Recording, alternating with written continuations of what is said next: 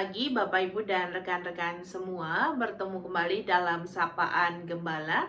Saya Windy, pendeta jemaat di GKI Kafling Polri. Mari sebelum kita merenungkan firman Tuhan, kita berdoa. Ya Allah, kami datang kepadamu, kami mengucap syukur untuk hari yang Kau berikan. Saat ini kami akan membaca dan merenungkan firman-Mu. Sapalah setiap kami, sehingga kehidupan kami boleh senantiasa memancarkan kasih Kristus. Di dalam nama-Mu, Tuhan Yesus Kristus, kami berdoa. Amin. Bapak, Ibu, dan rekan-rekan semua, pembacaan firman Tuhan kita pada hari ini diambil dari Kitab Kejadian, pasal 41, ayat 46 sampai 57. Saya akan membacakannya. Yusuf berumur 30 tahun ketika ia menghadap Firaun, raja Mesir itu. Maka pergilah Yusuf dari depan Firaun, lalu dikelilinginya seluruh tanah Mesir. Tanah itu mengeluarkan hasil bertumpuk-tumpuk dalam ke-7 tahun kelimpahan itu. Maka Yusuf mengumpulkan segala bahan makanan ke-7 tahun kelimpahan yang ada di tanah Mesir, lalu disimpannya di kota-kota. Hasil daerah sekitar tiap-tiap kota disimpan di dalam kota itu. Demikianlah Yusuf menimbun gandum seperti pasir di laut, sangat banyak sehingga orang berhenti menghitungnya, karena memang tidak terhitung. Sebelum datang tahun kelaparan itu, lahirlah bagi Yusuf 2 orang anak laki-laki yang dilahirkan oleh Asnat, anak Potifera, imam di On. Yusuf memberi nama Manasye kepada anak sulungnya itu, sebab katanya, Allah telah membuat aku lupa sama sekali kepada kesukaranku dan kepada rumah bapakku. Dan kepada anaknya yang kedua diberinya nama Efraim, sebab katanya, Allah membuat aku mendapat anak dalam negeri kesengsaraanku. Setelah lewat ke-7 tahun kelimpahan yang ada di tanah Mesir itu, mulailah datang 7 tahun kelaparan, seperti yang telah dikatakan Yusuf, dalam segala negeri ada kelaparan, tetapi di seluruh negeri Mesir ada roti. Ketika seluruh negeri Mesir menderita kelaparan dan rakyat berteriak meminta roti kepada Firaun, berkatalah Firaun kepada semua orang Mesir, "Pergilah kepada Yusuf, perbuatlah apa yang akan dikatakannya kepadamu." Kelaparan itu merajalela di seluruh bumi. Maka Yusuf membuka segala lumbung dan menjual gandum kepada orang Mesir, sebab makin hebat kelaparan itu di tanah Mesir. Juga seluruh bumi datanglah orang ke Mesir untuk membeli gandum dari Yusuf, sebab hebat kelaparan itu di seluruh bumi. Demikian pembacaan firman Tuhan kita pada hari ini. Bapak, Ibu, dan rekan-rekan semua, mana lebih kita sukai? Tinggal di rumah yang tertata rapi atau di rumah yang berantakan? Contohnya saja di ruang tamu. Mana lebih kita suka? Berada di ruang tamu yang tertata rapi, bersih, atau di ruang tamu yang berantakan? Ada banyak buku-buku, ada banyak koran, ada banyak majalah di lantai, di kursi, di meja, sehingga kita bingung mau duduk di mana. Kita bingung mau meletakkan makanan dan minuman untuk tamu di mana. Mayoritas dari kita pasti akan lebih suka berada di tempat yang bersih, di tempat yang tertata rapi. Tapi belum tentu kita semua suka menata. Belum tentu kita suka merapihkan, menata setiap barang yang ada. Setelah pakai, asal diletakkan. Setelah pakai, asal ditaruh begitu saja, tanpa kita pedulikan di mana harus ditaruh, di mana harus ditata.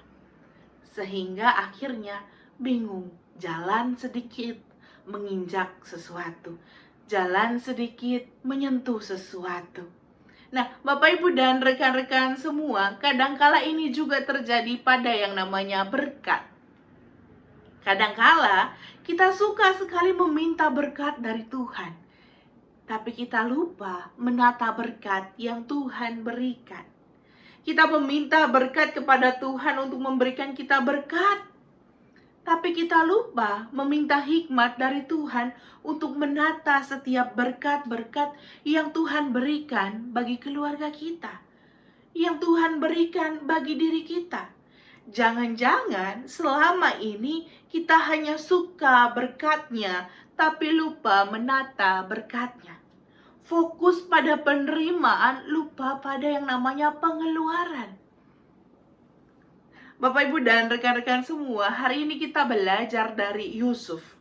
Yusuf setelah menjelaskan arti mimpinya, arti mimpi Firaun, ia memberikan saran penataan yang jelas dan sistematis kepada Firaun. Pada ayat-ayat sebelumnya, contohnya di ayat 33 sampai 36, kita akan melihat bagaimana Yusuf memberikan saran kepada Firaun. Pertama, carilah orang yang bijaksana, berakal budi untuk menjadi penguasa atas Mesir. Kedua, tempatkan para penilik untuk memungut 1/5 dari hasil tanah, untuk dikumpulkan, ditimbun, lalu kemudian jadi persediaan. Ada saran penataan yang diungkapkan oleh Yusuf.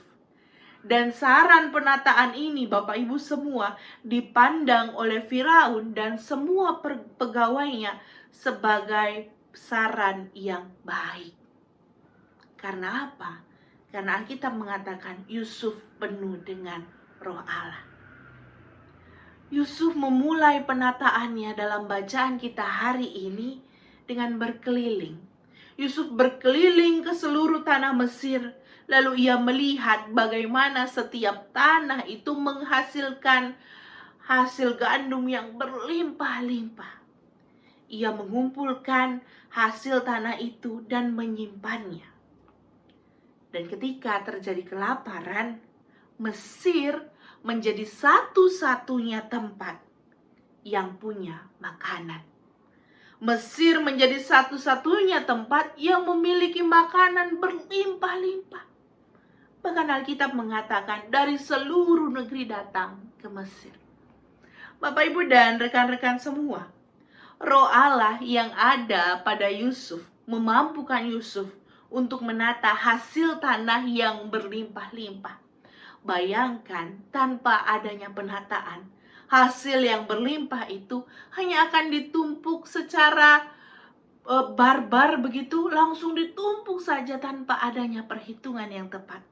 Sehingga memungkinkan apa yang ditumpuk, apa yang disimpan bisa busuk. Bapak, Ibu, dan rekan-rekan semua, menata berkat Tuhan adalah hal yang penting. Jangan lupa bahwa berkat yang Tuhan berikan juga perlu ditata dengan baik. Maka minta bantuanlah kepada Tuhan. Mintalah hikmat kepada Tuhan agar kita dapat menata berkatnya dengan bijaksana. Dan bahkan kita dapat menjadi saluran berkatnya bagi banyak orang. Kiranya Tuhan memberkati kita. Mari kita berdoa. Ya Tuhan, kami memohon hikmat. Berikanlah kami hikmat ketika kami menata berkat-Mu, agar berkat yang Kau berikan kepada setiap kami dapat kami tata, dapat kami kelola dengan baik. Bahkan jadikanlah kami sebagai saluran berkat-Mu bagi banyak orang yang membutuhkan.